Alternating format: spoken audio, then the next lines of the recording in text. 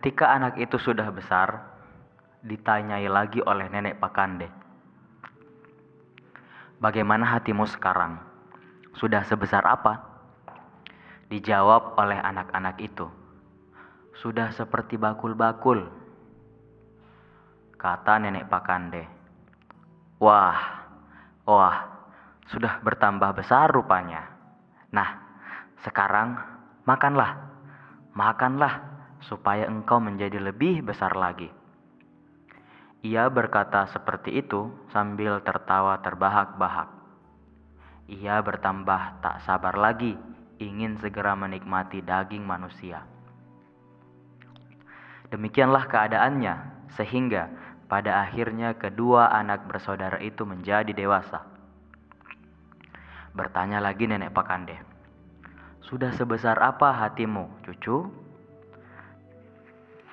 Dijawab kedua anak itu, sudah jauh lebih besar daripada bakul-bakul, Nek. Gembiralah nenek Pakande. Akhirnya waktunya datang juga. Sekarang ia pikir adalah saatnya menyantap daging manusia. Nenek Pakande berkata lagi, besok subuh-subuh kalian bangun, lalu membuat ketan pulut hitam. Kemudian kalian makan sampai kenyang.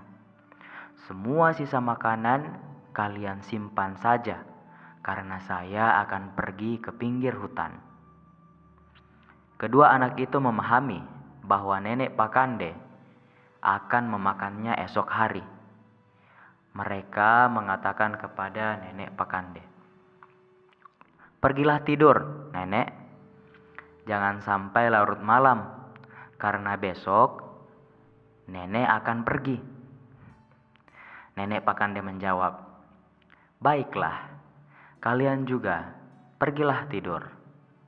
Kedua anak itu sejak mengetahui bahwa besok mereka akan dimakan, tidak dapat memejamkan matanya lagi. Sampai larut malam mereka mendengar nenek Pakande mendengkur.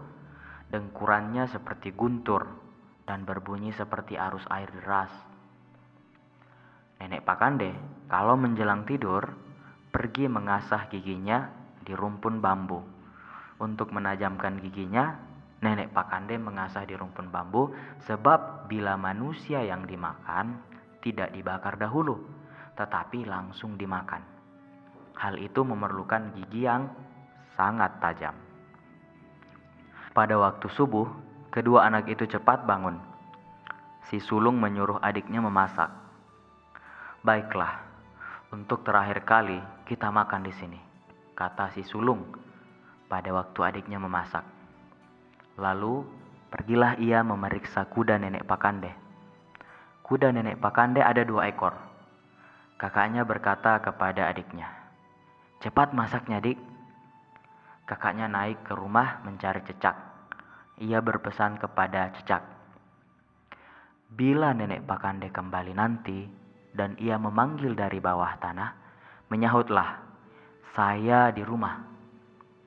Bila memanggil dari rumah, menyahutlah, saya di loteng. Bila memanggil dari loteng, menyahutlah, saya di puncak rumah. Cecak menjawab, baiklah. Cecak ini sangat kasihan melihat kedua pemuda yang akan tiba saatnya untuk dimakan nenek Pakande.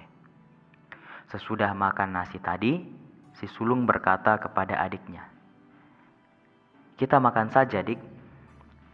Sesudah makan, berkata lagi ia kepada adiknya, bersiaplah.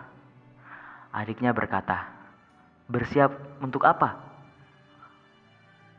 Dijawab katanya, bersiaplah, dik, supaya kita tinggalkan rumah ini. Tidak lama lagi akan datang nenek Pakande untuk memakan kita.